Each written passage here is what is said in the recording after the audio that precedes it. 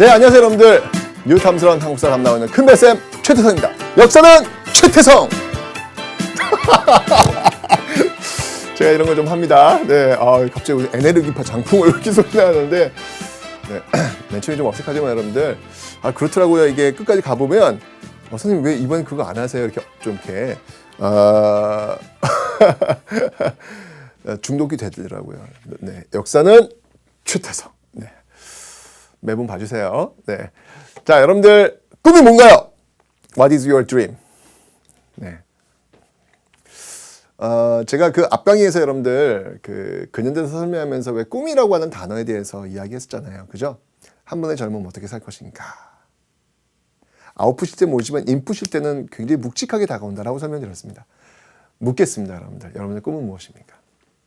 많은 학생들이 저의 꿈은 어느 대학교에 들어가는 게 꿈이에요. 저의 꿈은 뭐 변호사가 되는 게 꿈이에요. 저의 꿈은 뭐 의사가 되는 게 꿈이에요. 뭐 이런 이야기를 많이 하는데 한 번의 젊음은 어떻게 살 것인가에 대한 답변을 구하다 보면 여러분들 그 답변은 결코 명사로 끝나지 않을 겁니다. 한 번의 젊음 어떻게 살 것인가? 어떻게 살 것인가? 라고 묻고 있기 때문에 어떻게 살 것인가를 묻고 있기 때문에 그 답은 명사가 아니라 동사가 될 겁니다. 그렇네요. 여러분들 꿈은 명사가 아니라 동사여야 합니다. 여러분이 지금 이야기했던 변호사, 의사 이런 것들은 여러분들 꿈을 이루기 위한 그 동사의 꿈을 이루기 위한 하나의 잡이에요. 예, 그거는 여러분의 꿈이 되질 않습니다. 여러분들이 의사가 되어서 무엇을 할 것인가를 이야기하셔야 비로소 꿈이 되는 것입니다. 그래야 여러분들 그 시대의 답, 한 번의 젊음 어떻게 살 것인가에 대한 답을 할 수 있을 것입니다. 아직도 여전히 명사 수준에 머물러 있다면 여러분들 한번 그 명사를 동사로 만들어 보십시오. 이 강의 끝날 때쯤에서 멋진 동사 한번 저에게 알려주시기 바랍니다. 자, 오늘은 여러분들 이제 본격적인 핵심 개념 강의를 여러분 공부하시는 거예요. 노트 준비하셨죠, 여러분들? 가로입니다. 가로 스쳐가지고 사색 볼펜 준비하셨죠? 다 준비가 돼 있죠? 네, 옆에 이제 교지도 한번 보시고 이렇게 보시면서 따라오시면 돼요. 자, 우리가 지금 어느 시대? 제가 항상 이야기하지만 여러분 공부를 할 때는 큰 숲부터 먼저 봐라. 한국사는 큰 숲, 그 시간의 흐름, 그 큰 시간의 흐름 속에서 개별적인 개념을 봐라. 라고 설명을 드렸습니다, 여러분들. 큰 개념 어떻게 되는지 한번 볼게요. 자, 시대를 이렇게 제가 한번 잘라봤죠. 자, 크게 나눠 보면은 지금 BC와 AD 지금은 21세기라고 설명을 드렸습니다. 맞죠? 네. 자, 그래서 2000년, 2000년 우리 어떻게 자른다? 2000년, 지금 2000년 어떻게 자른다? 반뚝 잘라라. 1000년, 고대, 1000년, 고려 조선 이렇게 잘라라. 제가 설명드렸잖아요. 그리고 근현대 붙는다고, 그죠? 자, 그 앞에, 앞에는 구석기, 신석기, 청동기, 철기 이렇게 이제 이어질 겁니다. 그죠? 무려 70만 년의 역사, 무려 70만 년의 역사를 여러분 배우실 텐데, 자, 오늘 배울 부분이요, 바로 이 부분이에요. 오늘 배울 부분이요, 네, 바로 이 부분. 네, 이 부분을 이제 저와 함께 배우시게 되는 겁니다. 하나의 강의, 하나의 강의, 이 많은 시간을 다 배우는 거예요. 다 배우는 거예요. 엄청날 거죠, 여러분들? 네, 제가 생각해도 엄청납니다. 이 엄청난, 우와, 70만 년 시간의 그 기원전을 그냥 다 배운다. 라고 보시면 됩니다. 아시죠, 여러분들? 자, 한번 나누어 볼게요. 어떻게 나오냐면, 먼저 그 당시 사용했던 특징적 도구로 나눌 때는, 네, 구석기 시대가 있겠고요. 구석기 시대가 있겠고요. 그 다음에 이제 다음에 나오는 시대가 뭐냐면 조금 더 도구가 발전할 겁니다. 신석기 시대가 있겠고요. 이제 돌로 만드는 시대에서 이제 금속 도구가 등장을 하죠. 그게 바로 청동기 시대가 되겠습니다.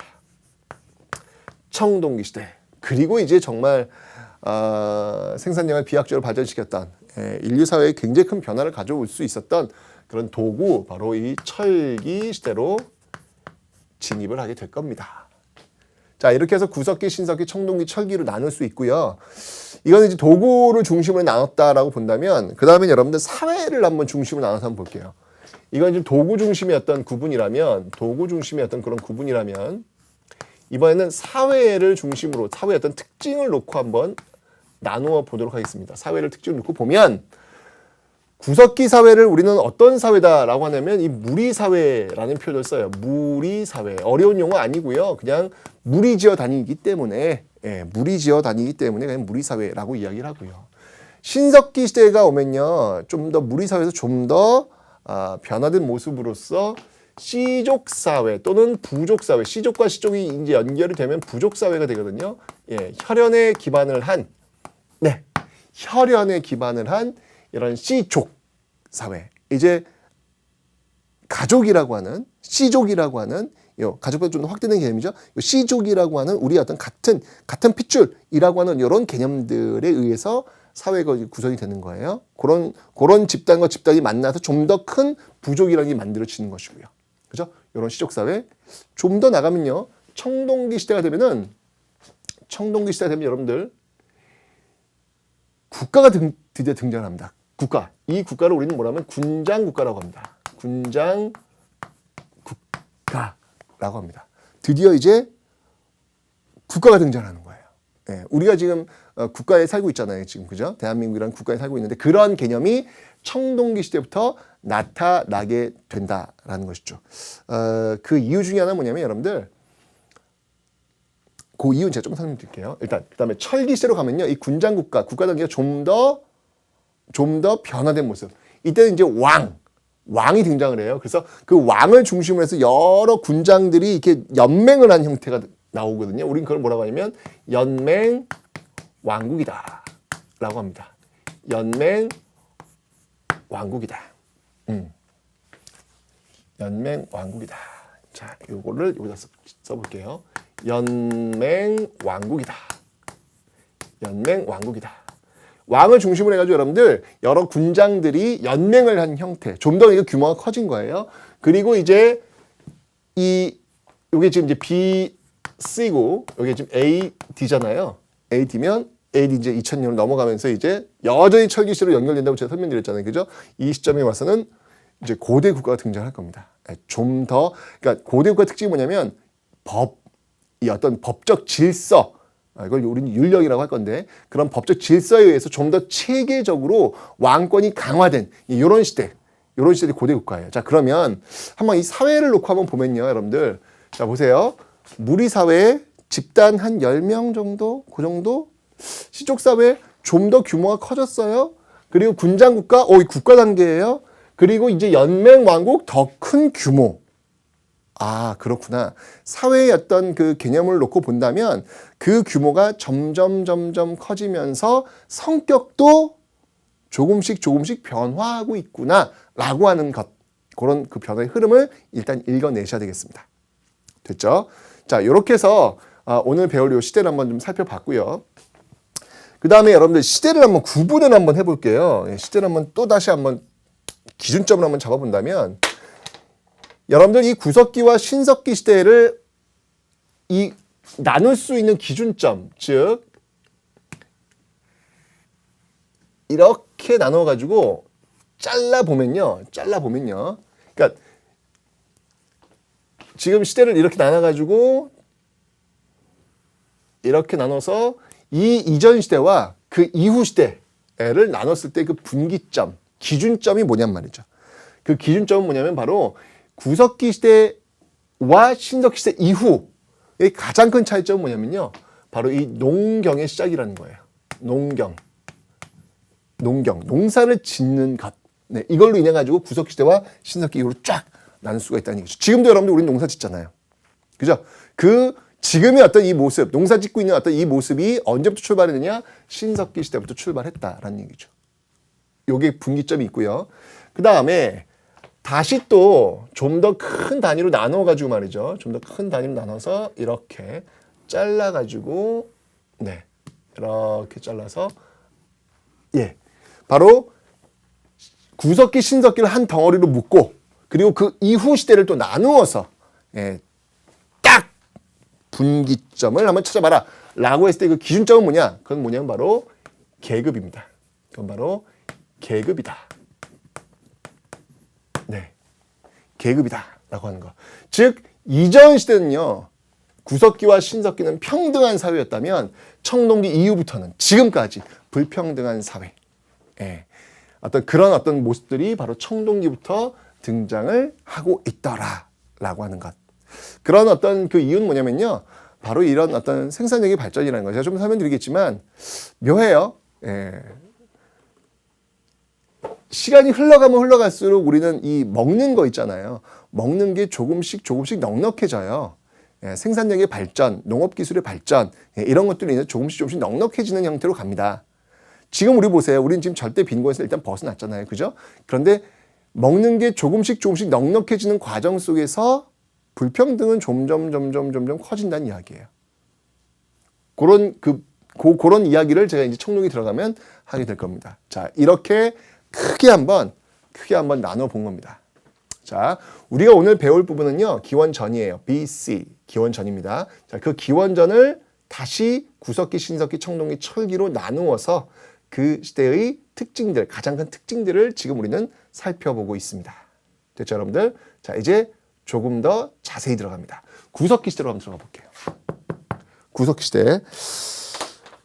구석기 시대는 여러분들,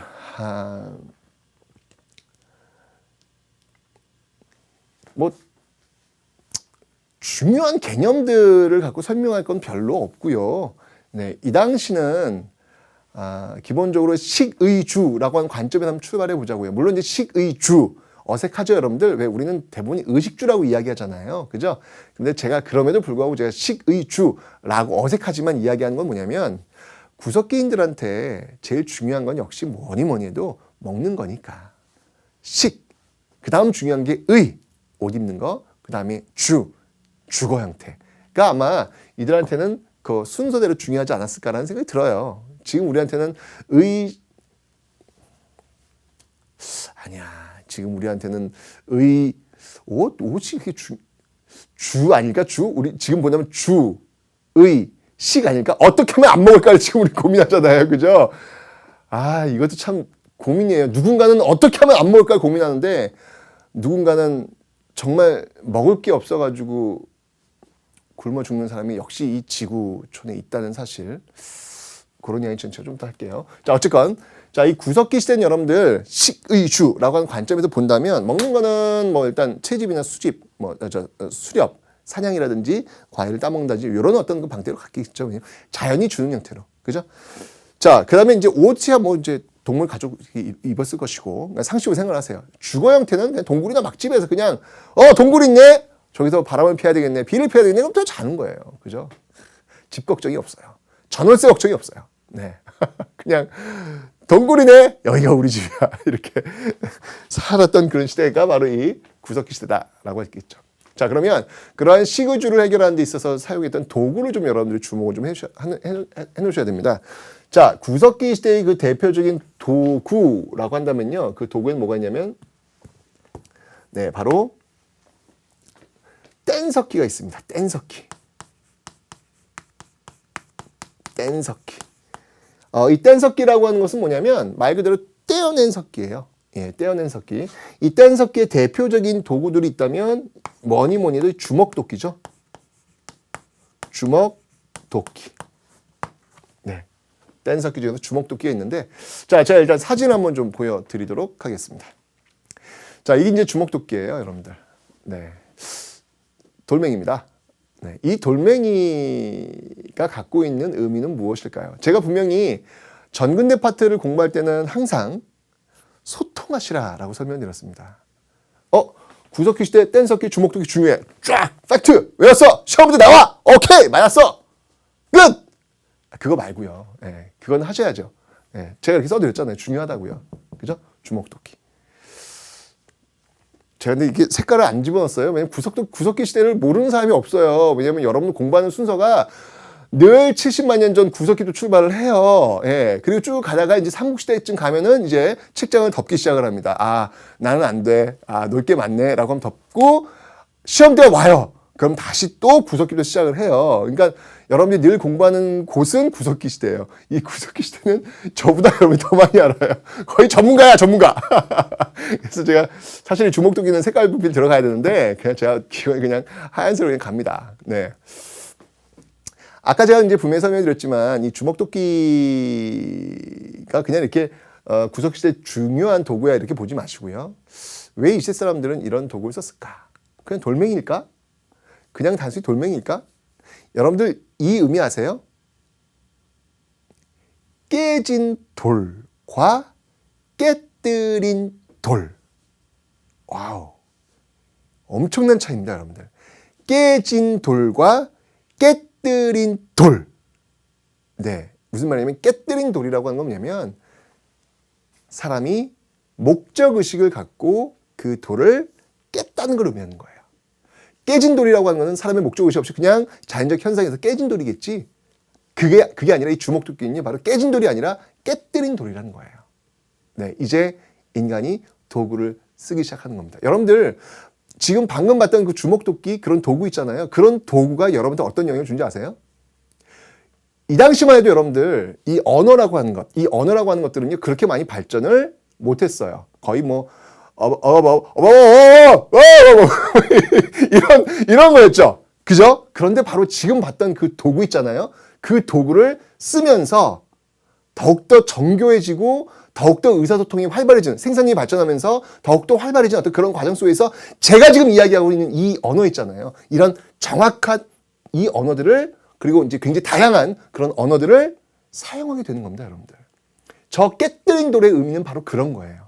저 깨뜨린 돌은 그냥 돌멩이가 아니라 저 깨뜨린 돌로 인해서 구석기인들이 썼던 저 깨뜨린 돌로 인해 가지고 서서히 지금의 여러분들의 모습들을 만들어 내기 시작했다는 거죠. 그게 바로 저 깨뜨린 돌 주먹도끼의 의미다라는 겁니다, 여러분들. 그리고 여러분들 한 손에 이 주먹도끼 또 지금 우리 이 손에 뭐가 들어있죠? 70만 년 전 구석기인들의 이 손에는 저 맞는 칼이에요, 저게요. 주먹도끼에 있었죠. 지금 우리 손에 뭐가 있죠? 스마트폰. 차이가 있나요? 전 차이 없다고 봅니다. 이 스마트폰을 저 구석기인들한테 한번 줘보세요. 쓰시라고요. 뭐야 이거 버리는 거잖아요, 지금 그죠? 그 시대 사람들이 만든 도구를 그 시대인들은 가장 적합하게 만들어서 쓰고 있다는 거예요. 그 형태가 달라졌을 뿐입니다. 구석기 시대는 주먹도끼를, 그리고 현대인들은 이 손에 주먹도끼 대신 스마트폰을, 그리고 100년 뒤, 200년 뒤 이 손에는 또 다른 무언가가 들려 있겠지요. 네, 그게 역사입니다, 여러분들. 자, 그래서 뗀석기, 주먹도끼라고 하는 이 부분을 여러분들 좀 기억을 좀 해놓으시면 되겠고요. 좀 시간이 흘러가면서 여러분들 이 구석기에서 신석기로 넘어올 때 기후 변화가 있어요. 날씨가 점점 따뜻해져요. 따뜻해지다 보니까 그 따뜻한 기후 환경에 맞추어 살기 위해서 작고 날랜 짐승들이 등장을 해요. 작고 날랜 짐승들이 등장하다 보니까 그런 작고 날랜 짐승들을 잡아야 될 거 아니에요. 그죠? 그래서 도구들도 이제 그에 맞춰 가는데 그 단초가 됐던 게 뭐냐면요. 주먹도끼 구석기 후기쯤에 나오고 있는 그 도구가 있는데 바로 승배 찌르개라는 겁니다. 승배 찌르개. 네, 요 승배 찌르기가 뭔지 한번 제가 사진을 한번 통해서 보여드릴게요. 자, 승배라고 하는 부분은요, 요 맨 아랫부분에 뾰족하게 나와 있죠. 여기다가 이제 뭘 꽂는 거예요. 예, 나무 같은 것들 여기 꽂겠죠. 그럼 뭐가 될까요, 여러분들? 창이 되는 거예요. 기억나시죠? 이제 그림이 이해되시죠? 자, 이 창을 만들어가지고 그 작고 날랜 짐승들 휙 던져서 이렇게 잡는 그런 방식들이 나오는 것이죠. 그건 이제 기후변화에서 나오고 있는 도구. 제가 얘기했잖아요. 그 시대 환경에 맞춰서 가장 적합한 도구를 그들은 만들어내고 있더라라고 하는 것. 자, 여기 이제 구석기 시대의 가장 대표적인 도구 기억하시면 되겠습니다. 자, 그런데 자 이제 신석기 시대로 옵니다. 뭐 기원전 한 8,000년경으로 지금 보고 있는데요. 자, 이 신석기 시대로 오면서요, 점점 더 많은 변화가 있죠. 왜? 그 출발이 바로 이 농사를 짓는 이 모습들에서 나오게 됩니다. 자, 시그주 단계를 한번 볼까요? 자, 먹는 것. 자, 바로 이 농사를 짓기 시작했다라고 제가 설명드렸습니다. 농사를 짓기 시작했다. 자, 농사를 짓기 시작했습니다. 이 농사는요, 주로 밭. 네, 반농사 위주로 가는 모습들이 보이고 있습니다. 아직까지는 벼농사는 아니고 벼농사는 여러분들 굉장히 수준이 좀 있어야 돼요. 기술이 좀 있어야 됩니다. 반농사는 씨를 뿌리면 그냥 지가 알아서 잘할 수 있는 어떤 그런 환경이자 비만 이렇게 오고 그럼요. 그러니까 이게 쉬워요. 어렵지 않아요. 그런데 벼농사는 물을 했다가 물을 빼고 그래야 되기 때문에 이건 굉장히 고난도의 기술이 들어가기 때문에 이 신석시대 아직 나오질 않아요. 그래서 농사를 짓기 시작했다. 그러니까 여러분들 농사 지어야 되니까 살펴봐야 될 거 아니에요. 그 이전까지 이동생활했다면 이 농사가 가져왔던 그 변화는 뭐가 있을까요, 여러분들? 그렇죠. 바로 이동생활이 아니라 정착생활. 네, 이제부터 정착생활을 하게 된다라고 하는 거 기억하시면 되겠습니다. 자, 그 다음에 이제 옷도요, 조금 더 발전됩니다. 옷도 좀 더 발전된 어떤 그런 모습들 속에서 이 옷을 만들어 입어요. 그런 것들을 만들어 입는 것들을 보여주고 있는 도구가 있습니다. 그게 뭐냐면 바로 가락바퀴예요. 가락바퀴. 네. 가락바퀴는요, 뭐 별거 아니고요. 그냥 이렇게 사실은 돌멩이 같은 거예요. 돌멩이 같은 거에다가 이렇게 가운데에 구멍을 이렇게 뚫어 놓죠. 뚫어 놓고 이렇게 거기다 이제 나무 막대 같은 걸 꽂아가지고 이렇게 실을 감는, 중심을 잡아주는 거예요. 그래서 실을 이렇게 감는 그런 가락바퀴가 있고요. 그 다음에 뼈바늘, 이런 걸 통해 가지고 이 당시 사람들은 옷을 이렇게 만들어서 입었구나라는 걸 알 수 있는 것이죠. 그 다음에 주거 환경을 한번 볼게요. 이 당시 사람들의 주거는 뭐가 있었냐면 이 구석시대는 동물의 막집이었잖아요. 좀 더 발전해서 이제 움집이라는 것을 움집이라는 곳에서 삽니다. 움집이라는 곳에 사는데요. 이 움집의 위치를 좀 여러분들 좀 봐두실 필요가 있을 것 같아요. 움집의 위치. 자, 움집의 위치는 어떻게 되냐면요. 자, 먼저 강가로 가야 됩니다. 강가로 가면요. 자, 이렇게 물이 흘러요. 자, 이렇게 이제 물이 흘러요. 강가나 해안가에 이제 물이 흐르면 요 옆에, 요 강가나 해안가 옆에다가 이제 움집이 들어와요. 움집이 들어오는데 요 움집을 쭉 한번 그 단면들을 보면요. 이런 모양이에요. 이렇게 반지하 형태. 반지하 형태로 만들고 빰빰빰빰 반지하 형태로 만들고 불을 때는 자리는 가운데 있는 이런 형태. 이거를 이제 위에서 보면 어떤 형태냐면 이런 모양이 나오겠죠. 원형이고 가운데에 불을 때는 자리. 이런 모습들. 반지하의 어떤 그런 움집 형태가 만들어지고 있다. 강가나 해안가 근처에서 이러한 것들이 지금 만들어지고 있다라고 하는 것을 기억을 해놓으시면 되겠습니다. 이런 식의주 생활을 해결하기 위해서 사용했던 도구는 뭐냐? 그러니까 구석기 시대보다는 조금 더 변화된 어떤 그런 삶을 살고 있는 거예요. 식의주 이런 것들을 해결하기 위해 사용됐던 도구는 무엇이냐? 자, 그 도구는 구석기 시대는 뗀석기였죠, 여러분들? 그죠? 신석기 시대의 도구는 뭐였냐면 바로 간석기예요. 간석기를 사용하는 어떤 그런 모습들이 있더라라고 하는 거. 자, 갑니다. 자, 신석기 시대는요, 간석기가 있다라고 하는 거 기억하시면 되겠습니다. 간석기는 뭘까요, 여러분들? 뗀석기는 말 그대로 떼어낸 석기를 얘기하는 거예요. 그죠? 간석기는 뭐냐면 갈은 조금 더 발전된 그런 어떤 석기가 되겠죠. 간석기를 사용했다라는 거. 그 다음에 농사 짓다 보니까 여러분들 그런 뭐 씨앗이라는 이런 것들을 저장할 수 있는 토기가 필요했겠죠. 그 토기로서 신석기 시대의 대표적인 토기가 있습니다. 그 토기가 뭐냐면 바로 빗살무늬 토기입니다. 빗살무늬 토기. 빗살무늬 토기가 있다라고 하는 거 기억하시면 되겠습니다. 자, 빗살무늬 토기는요, 뭐 시험에 너무 잘 나와요. 자, 어떤 내용인지 한번, 어떤 그림인지 한번 보도록 하겠습니다. 자, 이 빗살무늬 토기죠. 그런데 선생님 생각은 밑이 뾰족해. 그죠? 빗살 모양은 있긴 있는데, 그릇이 이렇게 불편하게 만들었을까? 그죠? 궁금하시죠, 여러분들? 자, 아까 제가 이 사람들 주로 어디 산다 그랬어요? 강가나 해안가에 산다 그랬잖아요. 그러니까 굉장히 모래, 그런 어떤 곳에 살고 있기 때문에 그냥 푹 꽂아 놓는 거예요. 어렵지 않아요. 제가 이해하겠습니다, 여러분들. 자꾸 우리의 관점으로 과거를 바라보려고 하시면 안 돼요. 뾰족한 그릇을 어떻게 써요? 불편해 죽겠는데. 떨어져. 그렇게 보지 마시고요. 왜 그들은 저렇게 뾰족한 도구를 썼을까? 이렇게 물어보시라고 제가 설명드렸잖아요. 그죠? 네. 강가나 해안가에 살았기 때문에 그냥 툭 꽂아놓는 그런 모습들로 지금 가고 있더라라고 하는 것을 기억하시면 되겠네요. 됐죠?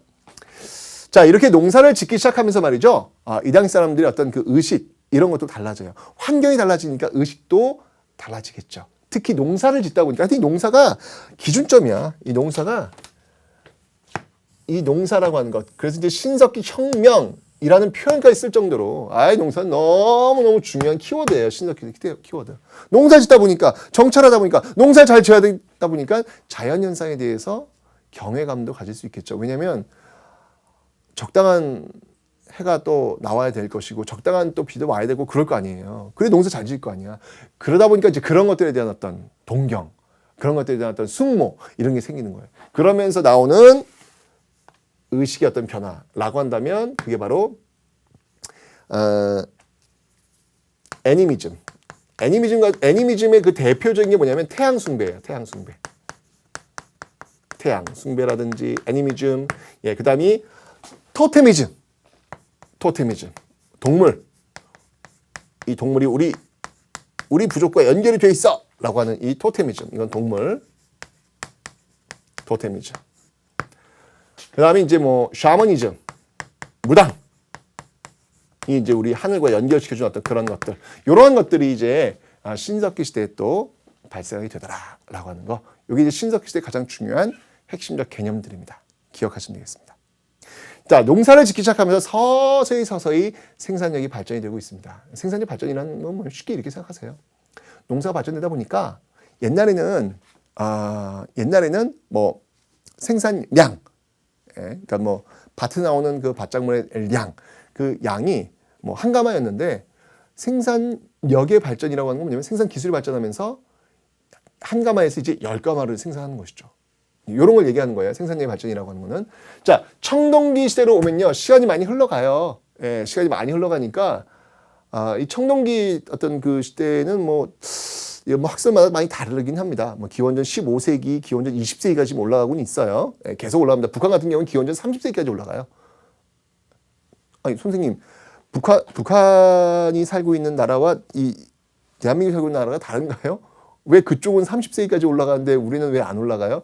라고 보는데, 그건 좀 더 논의를 해봐요. 이게 그러니까 빨리 통일이 돼야, 이게 상호 간에 교류가 좀 자주 있어야, 이게 기원전 30세기와 기원전 20세기 무려 1000년 차이가 난다는 얘기죠. 지금 이게. 그죠?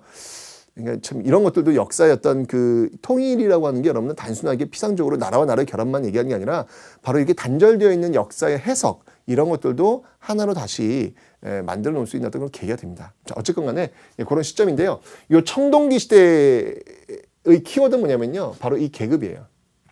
계급사회 출현입니다. 자, 왜 그랬을까? 생산력 발전. 제가 이야기했잖아요. 참 신기해요. 이 구석기, 신석기는 생산력이 좀 낮았어요. 그러니까 평등사회를 이루었습니다. 왜냐하면 예를 한번 들어보세요. 구석기 시대. 구석시대 인간은요, 여러분들 너무 약한 존재예요.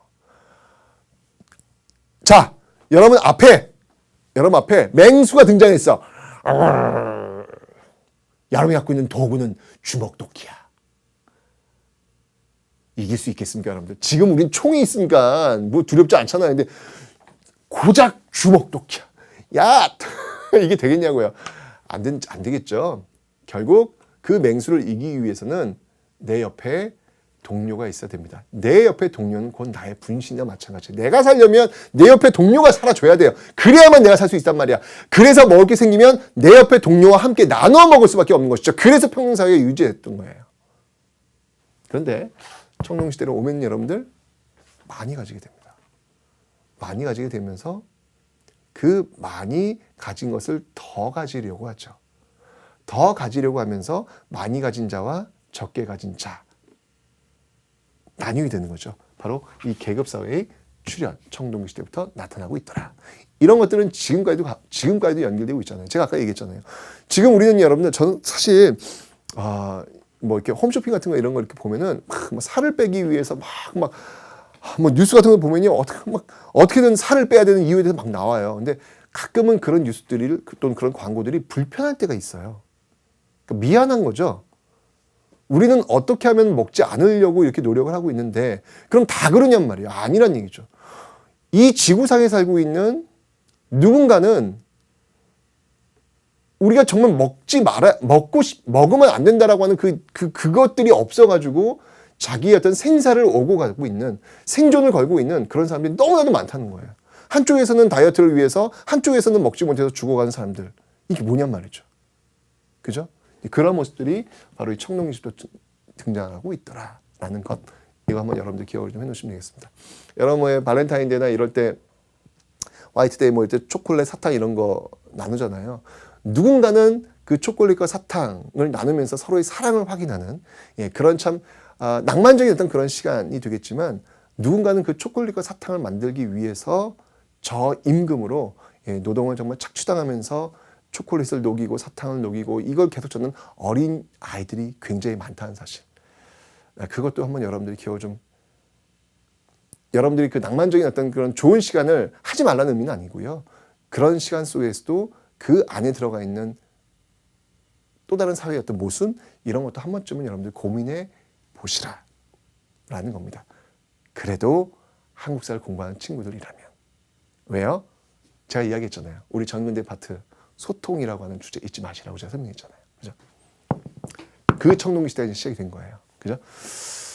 자, 이 시대는 여러분들 이제 생산 기술이 더욱더 발전이 됐습니다. 그래서 자, 여기서 이제 독특한 특징이 하나 있다면 벼농사.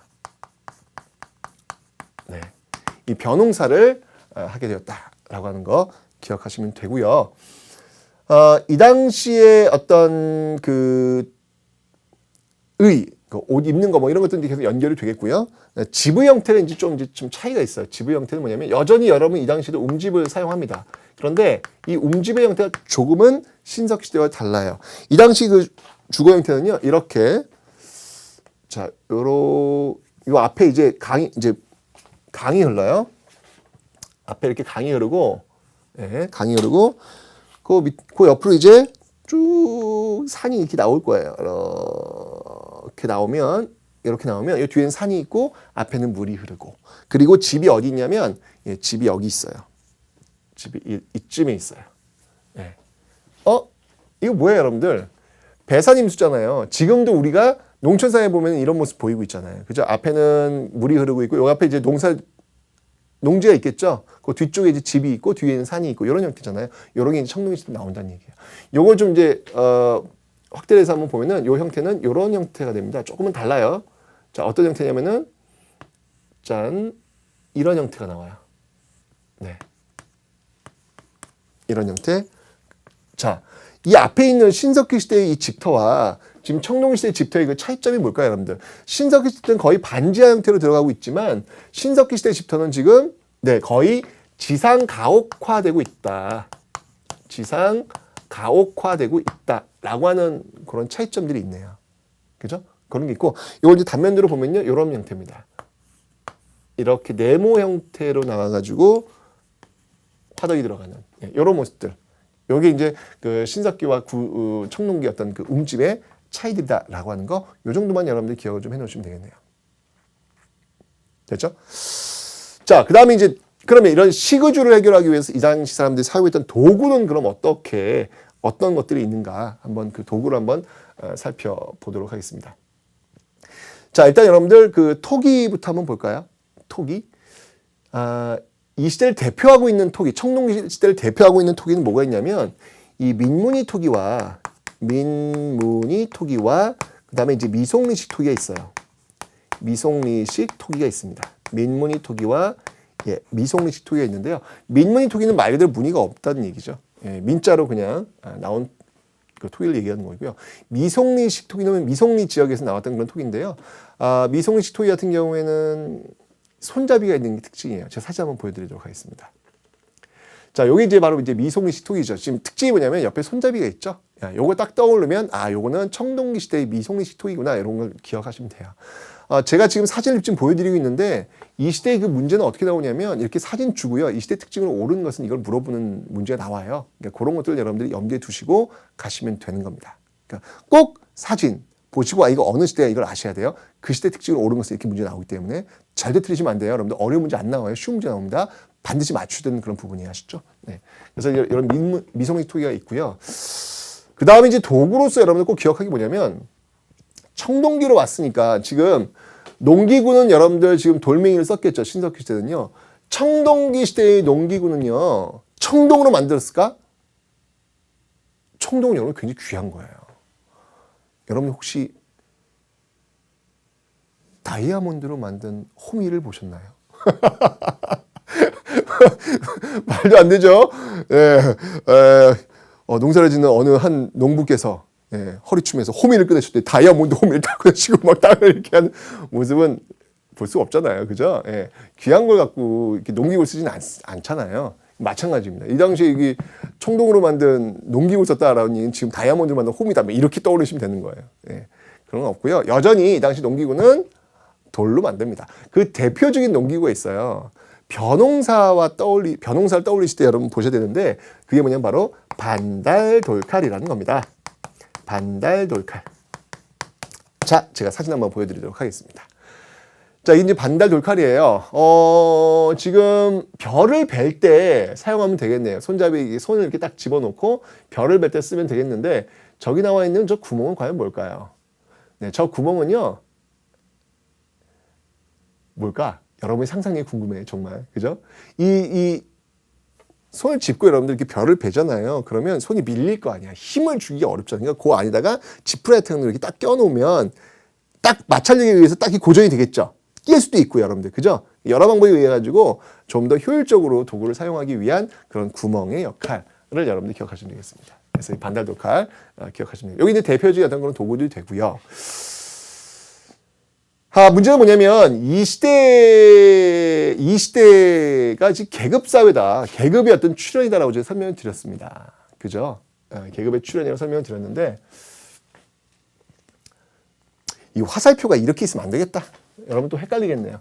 이거를 이 농경이라고 제가 앞에 신석기와 구석기 설명드렸는데 이렇게 한번 가봅시다. 이렇게 이쪽으로 하는 게 좀 더 논리적으로 맞을 것 같아요. 이렇게 여기도 마찬가지로 이렇게 한번 가볼게요. 이렇게. 그래서 그 이전 시대와 이제 구분을 좀 하시면 될 것 같아요. 그렇죠? 여기는 농경, 그리고 여기는 뭐라고 설명드렸죠? 계급 이렇게 설명드렸잖아요. 그죠? 이러면 좀 더 확실히 될 것 같습니다. 이 계급 사회를 보여주고 있는 것 더 많이 가지려고 해요. 더 많이 가지려고 하다 보니까 전쟁을 하게 됩니다. 많이 싸우게 된다는 이야기죠. 더 많이 가지려고 하니까. 더 많이 가지기 위해서 전쟁하는 우리 인간 군상들의 모습들, 그런 모습들이 이제 이때부터 쭉 지금까지 또 연결되고 있는 건 아닌가라는 생각이 드는데요. 자, 그럼 전쟁을 하면 뭐가 필요할까요? 전쟁 무기가 필요할 거 아니에요. 그러니까 이 당시에 전쟁 무기가 등장을 해요. 자, 그 대표적인 전쟁 무기가 뭐냐? 자, 그 무기가 바로 이 전쟁과 계급이라고 하는 계급이라고 하는 이런 키워드 속에서 이 전쟁과 계급이라고 하는 키워드 속에서 이 전쟁을 수행하기 위해서 필요했던 도구, 그 도구가 뭐냐면 그게 바로 비파형 동검이라는 거예요. 비파형 동검.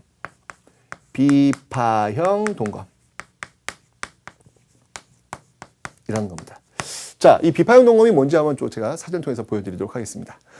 자, 이 비파형 동검은요, 비파 모양처럼 생겼다는 얘기죠. 악기 비파처럼 이렇게 생겼다는 건데, 요거 여러분 잘 봐두셔야 돼요. 요 비파형 동검이 청동기 시대의 그 무기고요. 조금 이따 제가 이 철기 시대에 가면 세형 동검도 보여드릴 거예요. 그 세형 동검은 굉장히 그 간단한 모습입니다. 요거 꼭 구분하셔야 됩니다. 요거는 청동기 시대의 도구다라고 하는 사실 잊지 않으셔야 합니다. 꼭 기억해 주세요. 아시죠? 네. 비파형 동검이 있고요. 그 다음에 이제 계급사회를 보여주고 있는 그 대표적인 근거로서는 뭐가 있냐면, 바로 고인돌이 있죠, 고인돌. 네. 고인돌 여러분 잘 알죠? 한번 보도록 하겠습니다, 사진.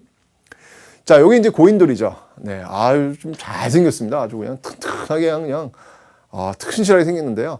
이 고인돌의 그 기능은 뭐냐면 무덤 또는 뭐 제사를 지내는 곳, 뭐 여러 가지 기능들을 할 수 있는데, 기본적으로 이제 무덤이라고 봤을 때는 이 덮개돌이 있잖아요. 그 위에는 뚜껑돌이 있잖아요. 그 덮개돌의 무게가 큰 건 여러분들 50톤이나 나가는 게 있어요. 어마어마하게 무겁습니다. 그러면 이 엄청난 덮개돌을 덮기 위해서는 얼마나 많은 사람이 동원돼야 될까요를 한번 떠올려 보세요. 그렇다면 이 사회는 이렇게 한 사람의 무덤을 만들기 위해서 많은 사람들이 동원될 수 있는 사회였어. 그러니까 계급 사회를 알 수 있는 근거가 돼라고 하면서 이 고인돌을 여러분들 떠올리시면 된다라는 겁니다. 비파형 동검과 고인돌 여러분들 꼭 기억을 해 놓으셔야 되겠습니다. 그러면서 나온 게 뭐냐면 이제 선민사상 같은 거죠. 이런 것들이 이제 더 나와서 이제 선민사상. 선민사상이라고 하는 건 뭐냐면 선택받은 민족이다. 이제 이런 것들 지금 이야기해 주고 있는 겁니다.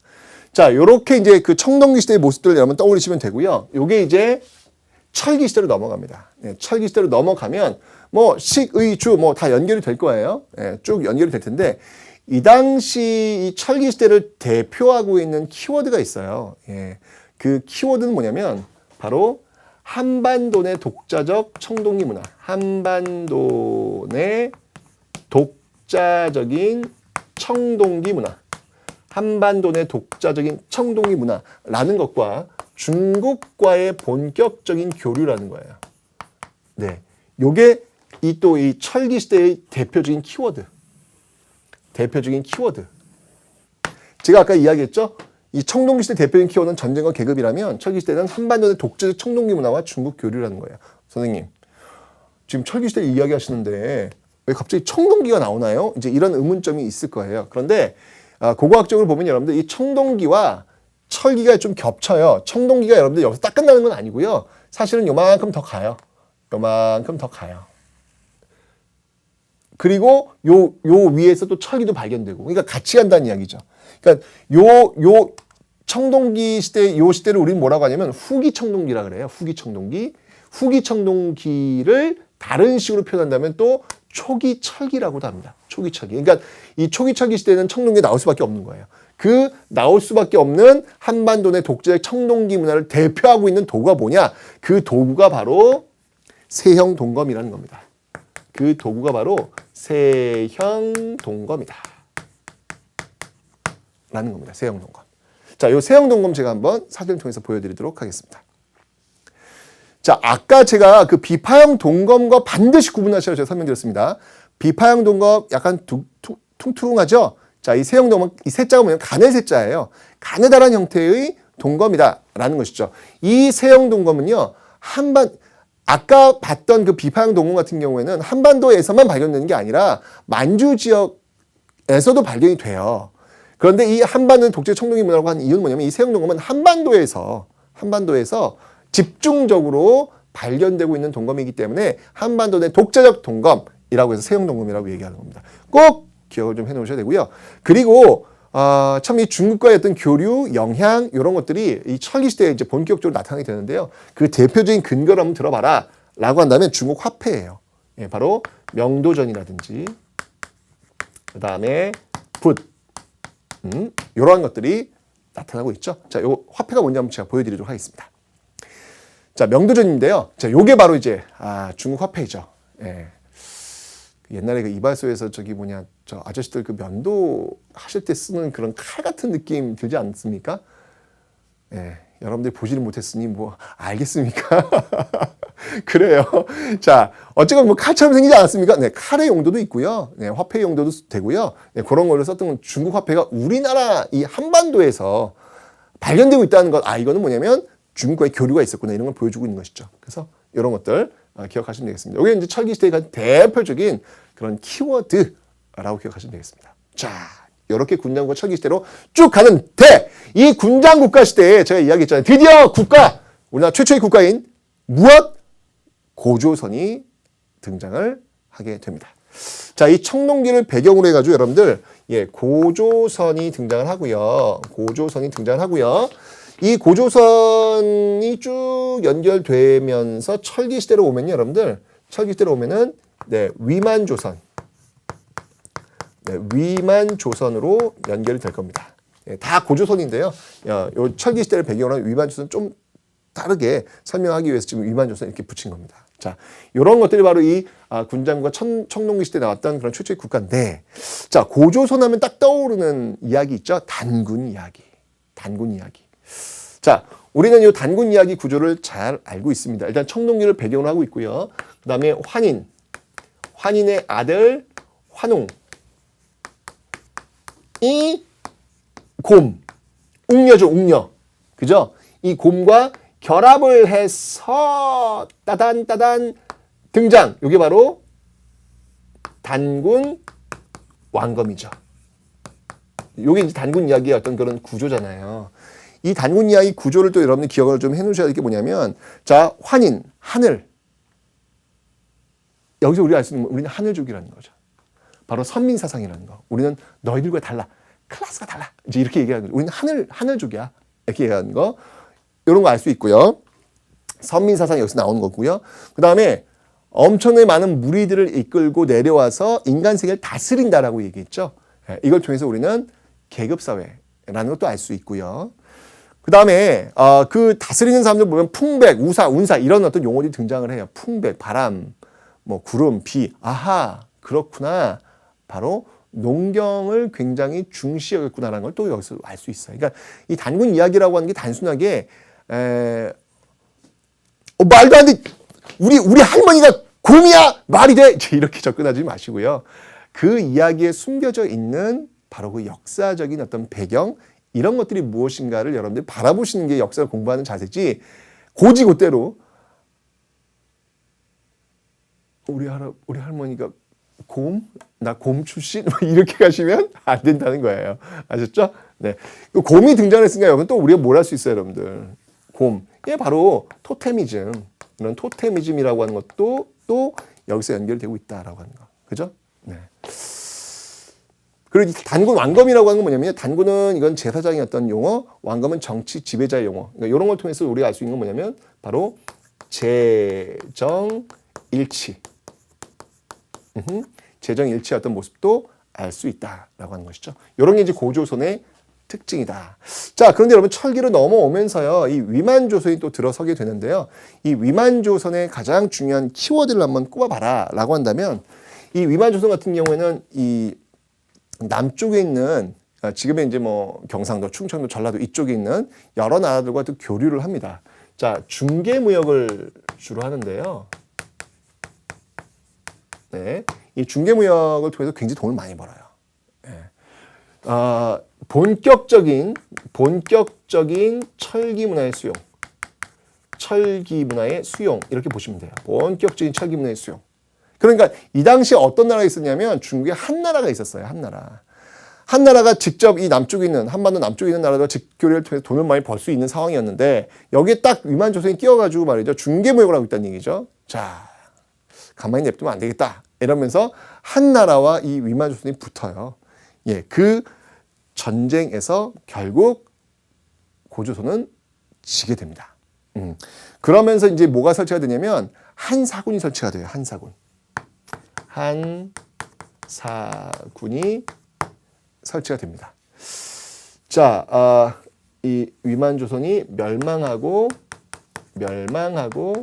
한사군이 설치가 되는데 이제 여러분들 이 한사군 한 나라가 설치한 이 한사군을 깨면서 이제 여러 나라들이 이제 등장을 할 거예요.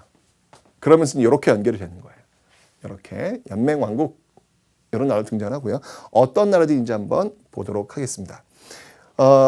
위치를 잘 보세요. 여기 이제 부여가 있고요. 예, 그 다음이 고구려.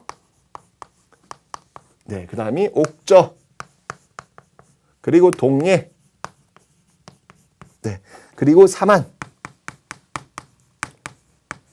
네, 삼안의 위치를 보시면은 요쪽이 이제 뭐 진안, 그다음에 여기 변안, 그다음에 여기 마한, 네, 요런 어떤 나라들이 또 이 삼안 네, 형태를 지금 구성하고 있다라고 하는 거.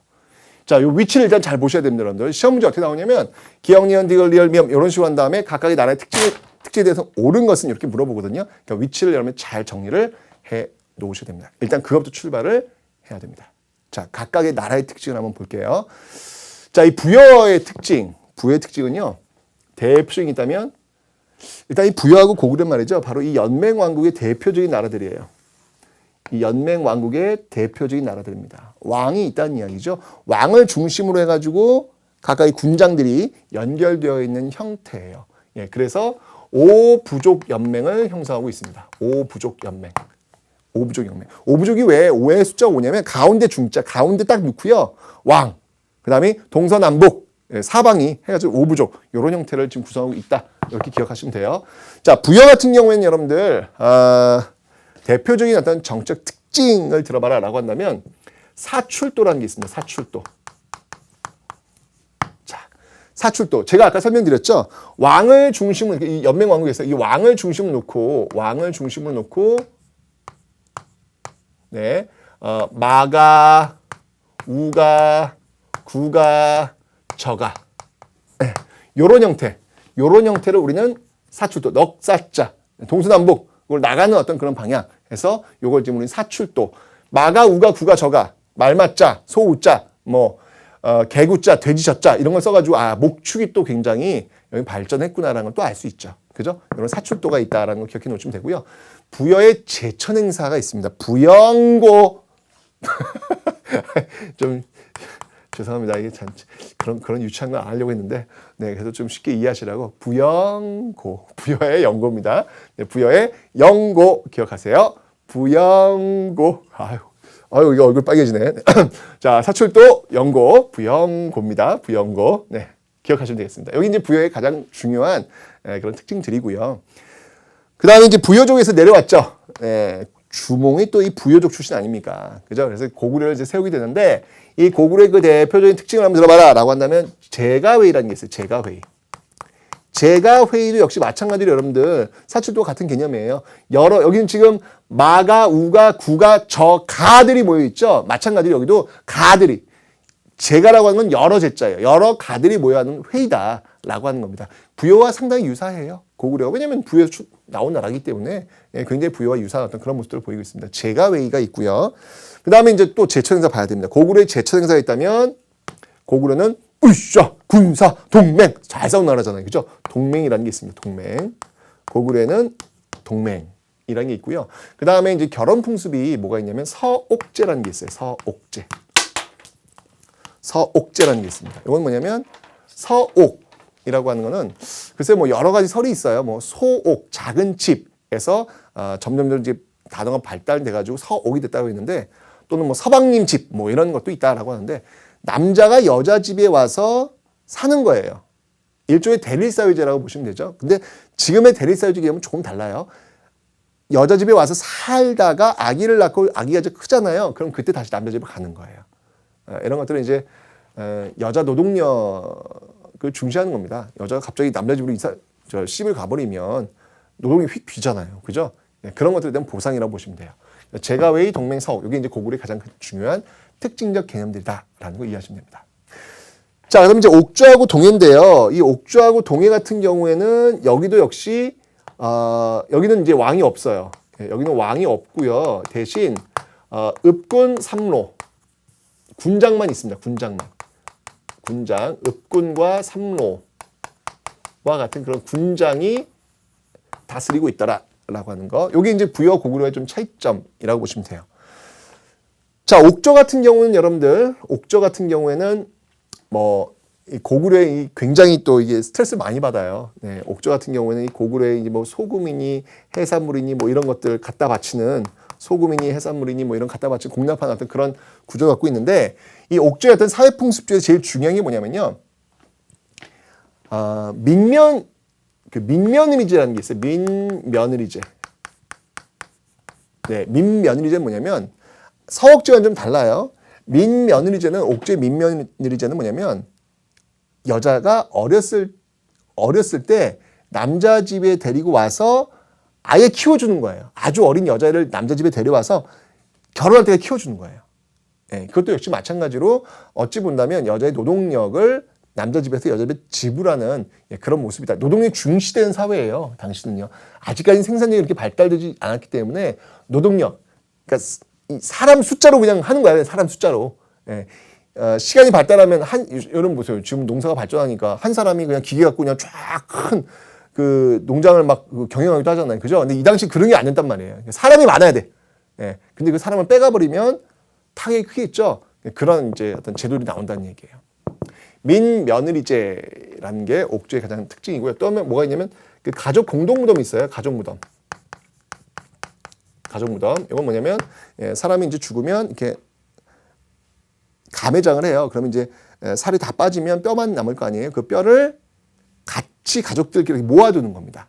이런 가족 무덤, 옥저 기억하시면 되고요. 그 다음에 이제 동해 같은 경우에는 여러분들, 동해 같은 경우에는 해산물도 풍부하고요. 뭐 단궁이라든지 짧은 활, 그 다음에 뭐 과하마. 이건 뭐냐면 과실 아래를 지나갈 수 있는 말이에요. 그러니까 조랑말 얘기하는 거예요. 과하마라든지 뭐 반어피. 예, 물개를 떠올리세요. 예, 그런 거 떠올리시면 됩니다. 그런 것들이 가죽 있잖아요. 그런 것들이 특산물로 또 유명한 그런 나라 동해인데, 이 동해 같은 경우에 여러분들 제천 행사가 있어요. 제천 행사가 뭐냐면 무천. 동해의 무천이란 제천 행사가 있고요. 또 시족사회 특징이라고 할 수 있는 이 책화라는 게 있습니다. 책화. 책화는 뭐냐면 다른 부족에 침범했을 때 그에 대해서 그 잘못을 인정하고 그 대가를 지불하는 거예요. 그런 것들 책화입니다. 화를 입히면 책한다. 뭐 이렇게 떠올리시면 돼요. 거기에 대해서 지불하는 거. 여기 이제 동해의 어떤 특징들이 되겠습니다. 그 다음에 이제 사만을 보시면요. 이 사만 같은 경우에도 사만 소국은 왕이 없어요. 예, 사만 소국도 왕이 없어가지고, 여기도 지금 그 소도라는 게 있어요. 소도. 요건 이제 군장이 다스리는, 제사장이 다스리는 곳인데요. 이 소도 같은 경우에는 여기 범죄자에 들어가면 그 정치 지배자가 함부로 이 안에 들어가가지고 그 범죄자를 잡아들일 수는 없습니다. 이제 이런 것들을 통해 가지고 우리는 뭘 할 수 있냐면 재정 분리를 알 수 있죠. 재정 분리. 자, 앞에서 여러분들 이 단군 왕검은 제가 재정 일치라고 설명드렸잖아요. 그죠? 재정 일치. 그런데 여기서 이 소도는 재정 분리입니다. 여기서 소도는 재정 분리입니다. 이런 것들도 여러분들 기억을 해놓으세요. 제사장과 정치 지도자가 이렇게 분리되어 있는 그런 대표적인 개념이 바로 소도다라는 거 알고 계시면 되겠습니다. 됐죠? 소도. 그 다음에 이제 사만의 제천 행사가 있습니다. 바로 이 수린날과 수린날. 요거는 지금의 단어예요, 단어. 수린날과 그다음에 계절제. 요거는 지금의 추석을 떠올리시면 돼요. 수린날과 계절제. 이런 것들이 있다라는 거. 하여튼 각 나라들의 제천 행사는 꼭 기억을 해 놓으셔야 됩니다, 여러분들. 그 다음에 결혼 풍습 꼭 기억해 놓으시고요. 시험에 굉장히 잘 나옵니다. 제천 행사와 결혼 풍습. 그 다음에 하나 더 본다면 이 사만의 변환 있잖아요. 이 변환 같은 나라가 이렇게 이 일본과 이 낭랑 지역으로 뭘 수출하냐면 철을 또 굉장히 많이 수출을 해요. 네, 이 철을 굉장히 많이 수출을 하고 있다라고 하는 것도 하나 기억해 놓으시면 되겠네요. 됐죠? 자, 이러면서 여러분들 이 연맹 왕국 여러 나라들이 지금 성장하고요. 고구려 같은 나라는 특히 이제 이 한사군 있잖아요. 이 충돌하면서 또 이렇게 성장하는 어떤 그런 모습들도 보이고 있더라라는 얘기죠. 자, 이렇게 해서 여러분들 지금 구석기 시대부터 지금 연맹 왕국 무려 이 70만 년이에요. 예, 70만 년의 역사를 제가 이 한 시간에 그냥 다 털어가지고 지금 제가 설명을 다 드렸습니다. 예. 흐름을 좀 보실 수 있나요? 굉장히 작은 어떤 그런 무리사회에서 조금씩 생산력 기술 발전에 의해 가지고 농사를 짓기 시작하면서 벼농사를 짓기 시작하면서 규모가 커지는 거죠. 그죠? 규모가 커지면서 이렇게 연맹 왕국의 형태까지 오고 있는 이 70만 년의 역사, 이 흐름들을 여러분들이 좀 기억을 해 놓으시면 되겠네요. 됐죠? 자, 이렇게 해서 두 번째 시간, 선사시대와 여러 나라의 성자에 대해서 한번 살펴보았습니다. 다음 시간 여러분들 요 강의 있잖아요.